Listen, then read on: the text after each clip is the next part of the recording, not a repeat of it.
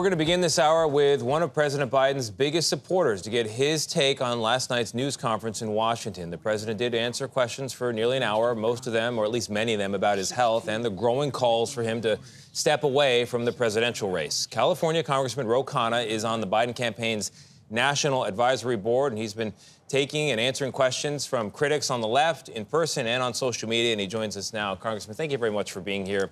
You know, after yesterday's press conference, Congressman Jim Hines came out and said if you take a cold, hard look at the Biden presidency and candidacy, he's not going to win, and he could lose the House and the Senate for Democrats.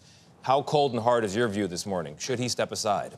No, Tony, he shouldn't. First of all, he was at his best yesterday. I mean, he is most comfortable when he's talking about policy. On foreign policy, frankly, he was more substantive than 90% of people in Congress, and he was very thoughtful on calling for a new industrial policy. I mean, one of the points that he made is we have had a rebound in the most deindustrialized parts of this country, the parts that Trump talked about, record job creation there in the last 3 years, more than in the last 20 years. But, Congressman, this is not about substance, nor is it about policy. That's something that people want to get to talking about, but right now we're talking about a presidential campaign. You know, it's not a question of does he govern behind closed doors. It's can he sell his presidency to the American people. I talked to voters in Wisconsin this week. Uniformly, Democrats say no. I can't find any Democrat, actually, all around this country in my travels who says, yes, stick in the race. So why stick in the race? Well, he has a lot of support still. I mean, even the polling yesterday, the ABC poll had it at a dead heat. Now, I grant that he's an underdog, and I grant that he's not as articulate as he was in 2020, and that there are legitimate concerns about who can win. But even if you think that he's a few points down, that doesn't mean that the race is not winnable. Ultimately, the race is going to come down not just to who's the best talker, but who do people trust on the economy.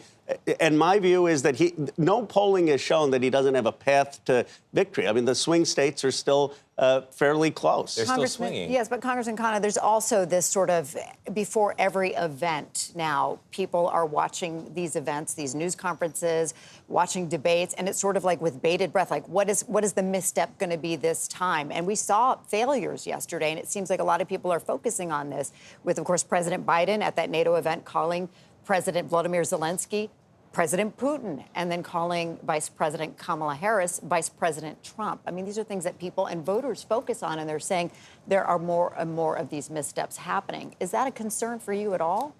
It is a concern, Ali. And look, he always had certain gaffes. I mean, this is true about anyone who's followed Vice President Biden's career. But those gaffes have been exacerbated by age. But where he is strong is on the substance. Now, what I would say is he has to do a few things. One, he should go to the New York Times and sit down and have an editorial board interview. You know, Napoleon once said that having 4 hostile newspapers is worse than having 1,000 people with bayonets. Let me tell you, that's a lesson for the Biden campaign. I mean, every day the Times is going after him. The Post is going after him. Have him come and do a conversation with all of you on CBS Mornings. We invite him. I mean, have him do town halls that are out there with voters. And I don't think the American people are very fair. We can't gaslight them. You can't say he's the same person as he was. You've got to say, look, he has wisdom, he has experience, he has the right values, he can do the job, but he is going to make gaffes. And there are going to be times where he's not going to remember someone in the way that he did. Well, Congressman, we're talking about the presidency. I mean, those times could come at very inopportune moments in a very unstable world. And that's what voters are concerned about. And you talk about the polls.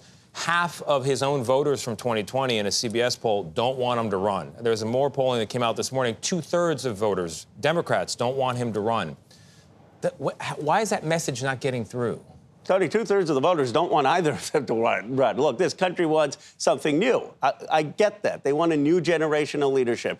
That's not who we nominated on either side. We have a democratic process. We will get a new generation. There are 20 talented Democrats, 20 talented Republicans. I can't wait till we have a new generation. But that's not this election. Congressman, let me ask you, you're on this advisory committee. Do you acknowledge that the administration made some missteps in the wake of that disastrous debate performance? Should the president should have come out and held that press conference that he held last night 12 days ago? Perhaps that would have quelled some of the drumbeats that we hear for him to step out of the race. What happened there? Yes, there was a mistake. I mean, there was a mistake. Absolutely, there was a mistake. One, there was too much defensiveness. Second, people saw with their own eyes that the president had not just a bad night, but that whether he was the same person as he was a few years ago.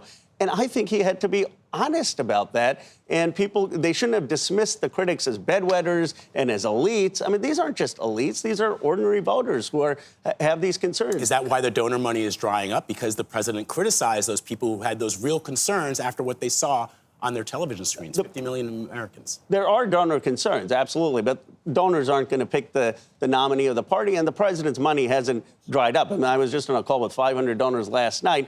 Probably many of them have concerns, but many of them are still going to support him. Look, at the end of the day, my view is what the voters are asking is you've got a binary choice. Who is going to do more to keep this country secure? And who's going to do more for their lives economically. In terms of security, I thought the president is going to made it clear he'll stand up to Putin. Donald Trump, we have to ask, is he going to give Putin 1/5 of Ukraine? That's exactly what it's about, though. You can't govern and you can't stand up to Putin if you can't win. And people have doubts about his ability to win. You apparently do not. Are you saying that if you could wave a magic wand, you would still stick with President Joe Biden as the candidate? It's unclear to me at this time. If I could wave a magic wand and have an open primary going back 2 years, I would take that. But with 3 months, 4 months, it's unclear to me someone new can come in and win. I don't think Barack Obama is the greatest talent of the last 50 years. If you put him in a 3-month sprint, would be able to convince the American people. And so we're at a point where President Biden has said he's the nominee, and until he says otherwise, we've got to make the case for him. And I think we can win. I think we're an underdog, but there's clearly a path to victory. I guess the key now is seeing if the rest of your party will come together on that. Well, Representative Ro Khanna, we're out of time. Thank you so much. We could spend a lot more time with you.